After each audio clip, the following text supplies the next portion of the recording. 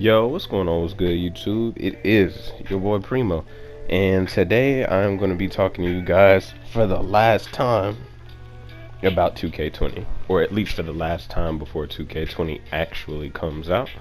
Now, this will also be the last time you see 2K19 gameplay, of course. All of you, I'm sure, probably already know that the demo is going to be coming out on Wednesday. I don't know when the demo is dropping Wednesday, whether it's going to be like Tuesday at midnight or if it's actually going to be Wednesday like in the morning. Either way, as soon as the demo starts, I will be streaming. I'll leave my Twitch name in the description for you guys to come check out the stream if you like to.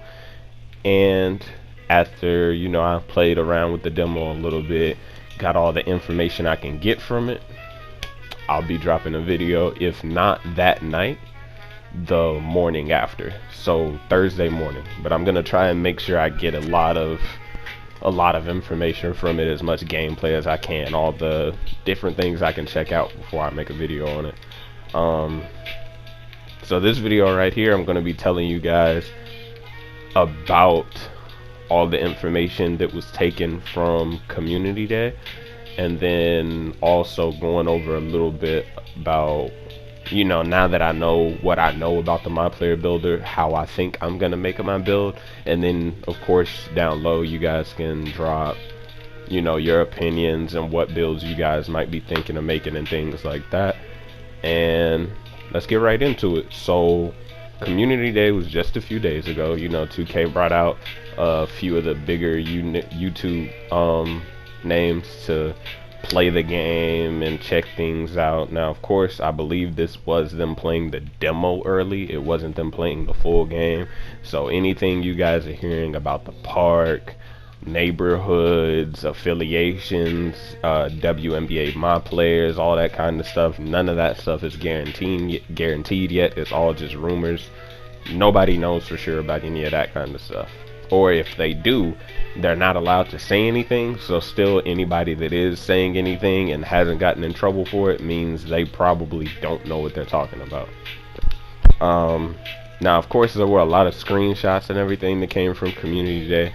Unfortunately, I'm still working out the editing and all this for my videos, so I can't quite throw the screenshots and everything up on the video yet. So I'm just going to be talking to you guys here within the next few months after I play around with this a bit, get it figured out a little bit more, and make sure I know what I'm doing.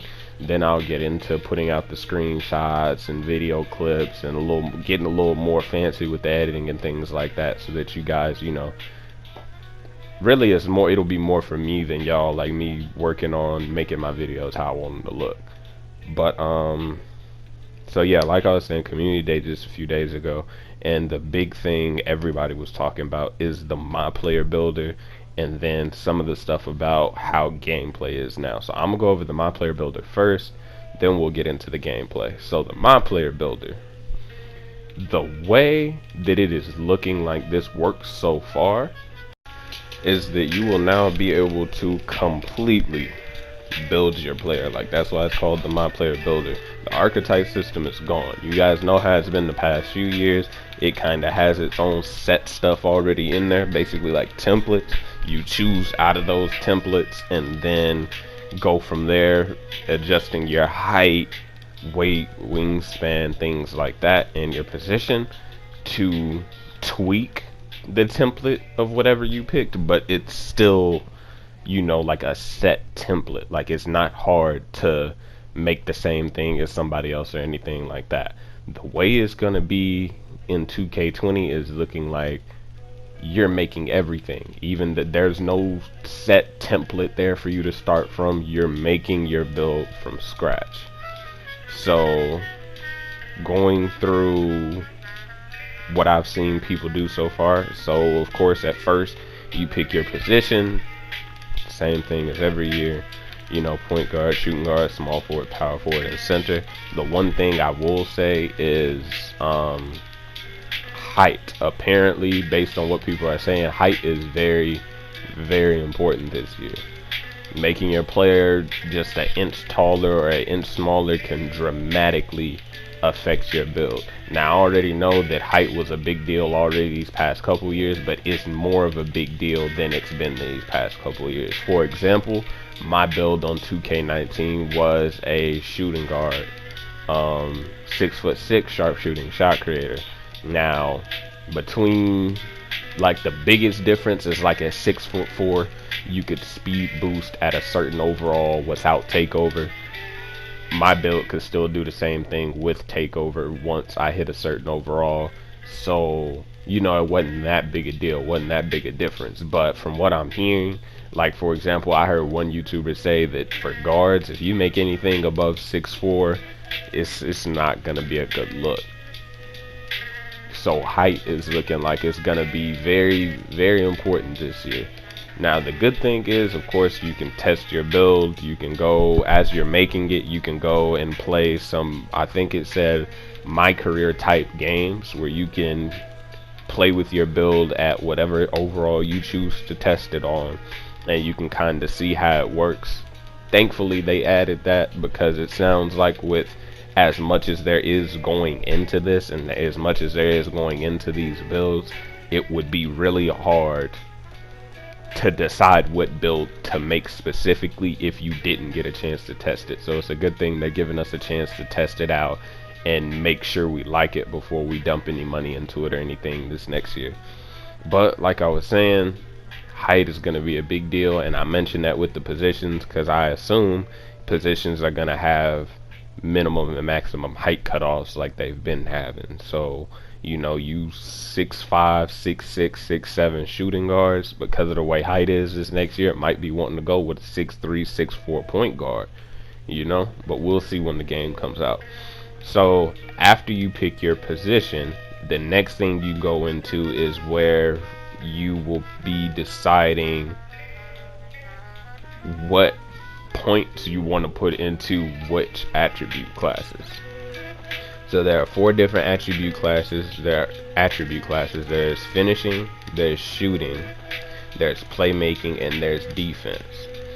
You get to choose sort of what you want your limits in each of those to be. So you get to kind of decide which ones you want to have go really high, which ones you really don't care about and you can leave low. You get to kind of decide that. After you decide which one of those you want, you then get to pick how you want your player to be out of strong, even, and fast. So this is going to be deciding your athleticism, your speed, probably your vertical, your lateral quickness, all that kind of stuff that's based on your weight and your, you know, physique. That's what you're going to be deciding next. And that is probably where it's gonna mean a lot, just like the height does. You know, making your player bigger, stronger is heavily gonna affect your speed. It's gonna pretty well affect your vertical, things like that. Making your player small means you might be a lot less strong than some of the other builds, and so on. You guys, I'm sure you guys understand. So after you get done with your, you know, deciding how big or small you want your player to be, you go into the attributes and the badges.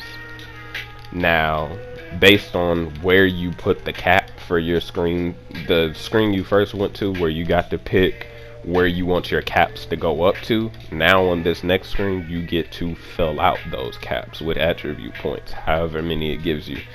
So this is where you get to decide, you know, how high do you want to bring up your shooting, how high do you want to bring up your defense, your finishing, your playmaking, whichever stuff you decided to go into, you get to decide how high or low you want them to be. This is very important because whatever you select for this is going to decide which badges are available for you to pick. Now, yes, you do get to pick your own badges this year, but you only get to pick them based on which attributes you brought up, to keep people from making like pure defensive builds and having, you know, deep range Deadeye Hall of Fame. I believe they changed the name of that, or like range extender Hall of Fame, different things like that. So you get to select your badges on this next screen based on what you picked. Now, of course, once the demo comes out, I'll be doing a different walkthrough of this and actually, you know, have the gameplay back on the screen for you to see and all that stuff, and it'll probably be way more detailed because I'll be able to see exactly what's going on. But yeah, so like I was saying, you get to select your badges, you get to pick sort of how you want your player to do certain things based on what you went into. So if you brought your finishing up, you're going to be selecting your finishing badges and whatnot and so on. Now, you also, after you select your badges, you get to decide which badges you want to upgrade or leave at where they are. So say you make a build that's really high in playmaking, decent at shooting, and like decent at slashing, but you know the kind of player you are, you want to be able to slash a little bit better than your attributes may be regularly allowing you to. You can decide to pick slashing badges to help your player out a bit. So, and you can decide to upgrade those slashing badges a little higher than some of the other badges you may have, because you know that's the focus you have. You want to make sure your player is better at slashing, or maybe it's playmaking, shooting, whatever it is. You get to pick and upgrade your badges. The more you get points for the badges though, like you can't just go crazy selecting, you know, every badge in the game. You get a certain amount of points. It's 1 point for every badge you select, and that's at bronze. It's then 2 points if you want that badge to be silver, 3 points if you want that badge to be gold, 4 points if you want that badge to be Hall of Fame. So there's not exactly a limit on how many badges you can have. It's more on what badges you want to have and what tier you want to have them on is going to decide how many badges you end up with at the end of this process. Now, after you finish selecting your badges and everything, that's where this is going to give you a name. After it gives you, because you know, it's the names are going to sound sort of like, if you go on 2K19 now, and I believe this is on most of the recent 2Ks, if you go on there and if you look at some of the names for the NBA players, you'll notice instead of seeing sharpshooting shot creator per se, you'll see all around superstar and things like that. So it's going to give you a name based on whatever you just created in the MyPlayer Builder. After that, you're going to pick your height, your weight, and your wingspan. It's going to be, that's going to be the other point where, like I said, your height is going to heavily affect whatever you just did with your MyPlayer. Your weight, I assume, will affect it to a certain extent, and then your wingspan is probably just going to deal with shooting and ball handling like the past previous years. So that'll be something else to look out for, just to make sure, you know, you don't destroy your build at the end because you decide to go with a different height or something like that. Then you get to select your takeover. Now yes, this year you do get to pick what takeover you want to have on your build, but there are limits. You can't just pick any takeover that has absolutely nothing to do with your build. You have to pick a takeover that's based on those attribute caps you filled up. So just like you were able to select badges based on which attributes you brought up, you'll be able to select one of 2 or 3, I think 3 at the most. You'll be able to select one of the 3 takeovers that you want your player to have. Now, the other amazing thing about this is you get to choose which takeover you want every game. Like, this is interchangeable. This takeover screen is showing you is only showing you what takeover you're going to be starting with, but that's not saying that's the only one you can ever use. Whichever 2 or 3 takeovers it brings up on the screen are the ones you will be able to change throughout that MyPlayer for as long as you have it. So if you get, I think one of the examples they showed was playmaking takeover, slashing takeover, and shot creating takeover. So say that's how yours ends, you will be able to select out of those 3 takeovers before any or every game that you play. But like I said, it is going to give you select ones based on whatever attributes you decided to bring up. So that's good. But it's going to make players a lot more versatile. You know, say shooters, you might think you're already good enough at shooting, you don't need shooting takeover. Maybe you want slashing takeover, so that at some point in the game you can turn it around and go inside better than your player regularly can. Or playmaking takeover to help you get a little fancier with your dribbling and your passes. However it is you want to do it. That's why I said the customization is crazy this year, because you basically get to pick everything about your build. And I believe also somebody said even with the badges, even between games and stuff, you can get rid of, upgrade, or bring down badges that you already have. So there's not going to be any point in the game where like you make something and you feel like you're stuck with it. The only time you'll ever have to make another build is if you don't like the height or something like that, like something physical about your build.